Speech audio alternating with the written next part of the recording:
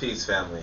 My name is Onitaset Kumat, and I want to tell you something very sincere. This is towards the African American population, and this is that your survival is contingent upon your repatriation.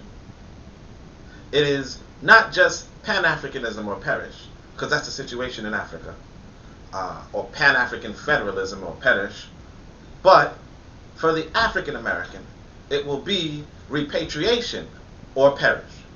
Your population is doomed. If no one else tells you this, I want you to know that I have told you that your population is doomed, and I will tell you the 3 ways that your population will die out.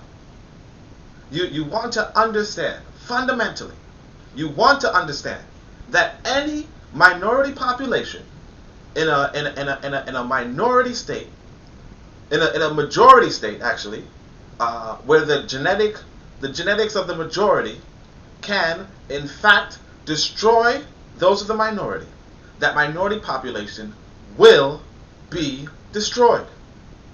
Now there's 3 ways that the African American will in fact perish. There's 3 ways, and maybe possibly we could even discuss that there may be 1 way that he won't. The African American, the first way that we all are familiar with, is known as the projects.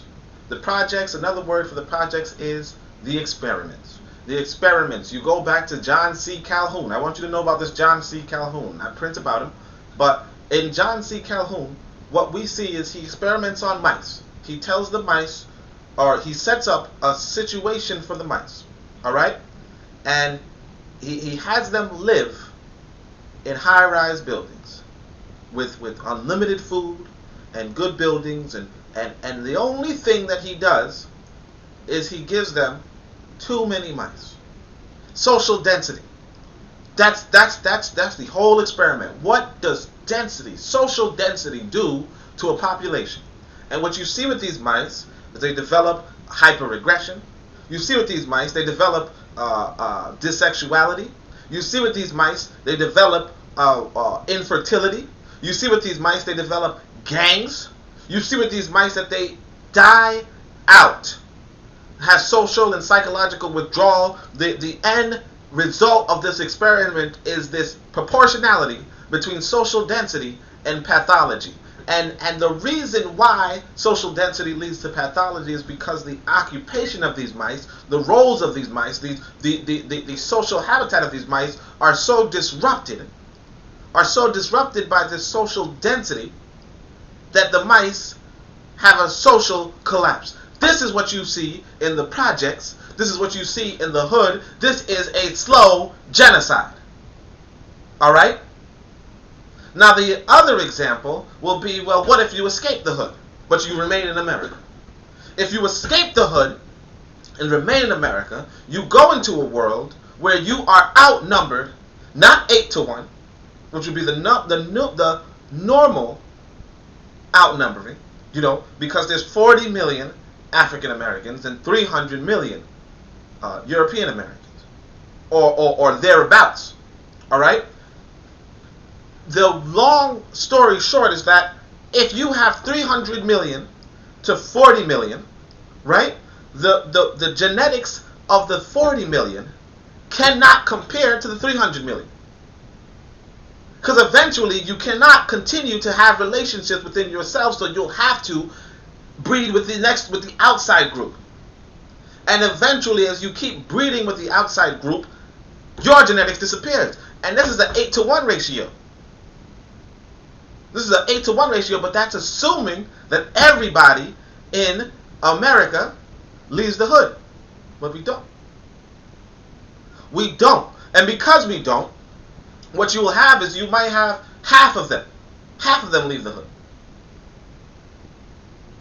So it's a 16-1 ratio. A 16-1 ratio means in the future, maybe every American would have 1 black great-great-grandfather. And what does that look like to you? You heard of, I think, Ronda Rousey. I think she made that claim. girl whiter than buttermilk. You understand? You have to understand that these are the two main fates that await the African American. This is genocide, and you have to act accordingly. You have to leave. Now, some people may have to be the mindset, well, what if we stay? What if we survive? America is on the verge to collapse. What if we survive? And I'm going to tell you that's the dumbest idea that you're going to have, because it's going to rush your genocide.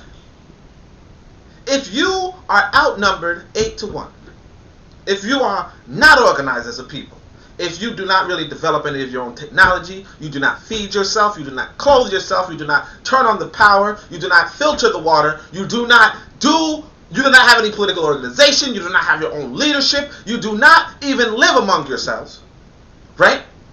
If you do not have any of these things, and then the white government above you disappears, and all the money that you've had, all the savings that you've had become nothing, and every other country in this world wants a piece of your land, and all the post-American white people. Now, see, because remember, America has 300 million white people. So if the government collapses, these 300 million are going to try to grab some land for themselves. Mexico is going to try to grab some land for itself.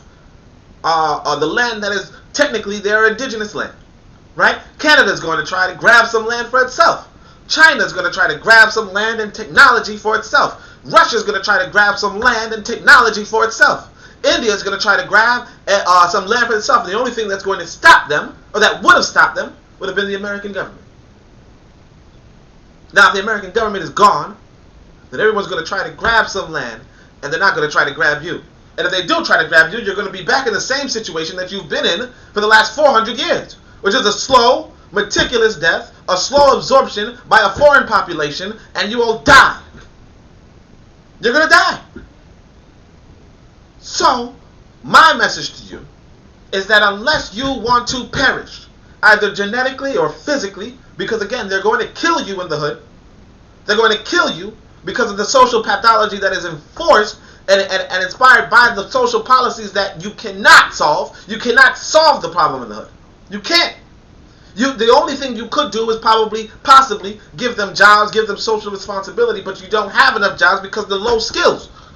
And the reality that you do not, the white man does not want to educate African Americans. And if you want to put a business, you want to say, hey, let me put up a business, you cannot put a business independent of the government.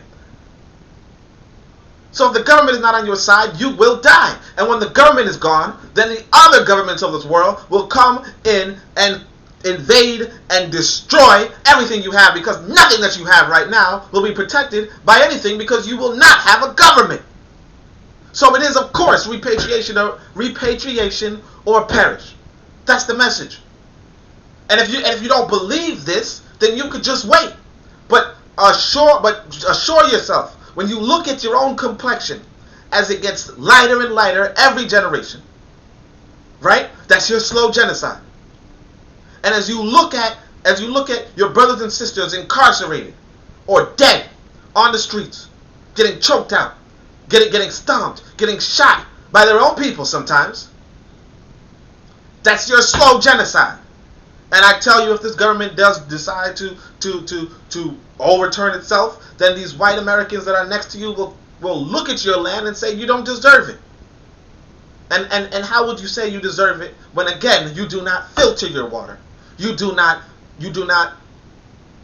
turn on your own power plants. You do not run your own elections. You do not do any of the functional things, and you do not have an army. You do not manufacture your own weapons. You are going to die if you stay. You might say, where can I go? Again, it's a sinking ship. This is the Titanic. A massive ship that you don't think could fall, but an iceberg is coming. And where do you go from the Titanic? You get out. You get out while you can, while your money is still worth something. Again, remember, the value of this money is tied to the government. As soon as that's gone, what are you going to barter with? And who are you going to barter with? There's going to be functional governments outside while you collapse. But understand that. Understand this. Understand this. The solution for you is repatriation, and that's where you go to Africa. In Africa, you got a lesson here too. You have to have your Pan-African federalism on point. You have to have it on point, because your survival also depends upon you being having strong superpowers within your borders. Because everyone is coming for you. Everyone is coming for you. And so you, if you are an African American, your job and your mission is to empower you are to empower Africa and make it stronger. And of course, as I said, you have this book of power, you can do that with that. But as for how you could possibly save the African American without them moving, which is a possibility, that it will only happen if there's a strong superpower in Africa. You understand? Strong superpower in Africa that could say, even in the event of a collapse, say, hey, you know what? This land right here, we're going to take it. We're going to make this invasion, and we're going to protect the people there. You understand? So every African should be interested in going home and creating a powerful African nation. And like I said before, you have this book. Use it. Use it. This is the book of power. Use it, and let us become a powerful people. It is definitely Pan-Africanism or perish. It is definitely repatriation or perish. And because of this, it is time for us to be about not perishing. I hope you enjoyed this, and definitely like, subscribe, leave a comment, and I hope to hear from you again. You subscribe, you leave a notification bell, and hopefully you can see me at the Centennial Conference on Saturday, August 8th. Thank you so much for listening, and have a wonderful day. Shem Yem Hotep.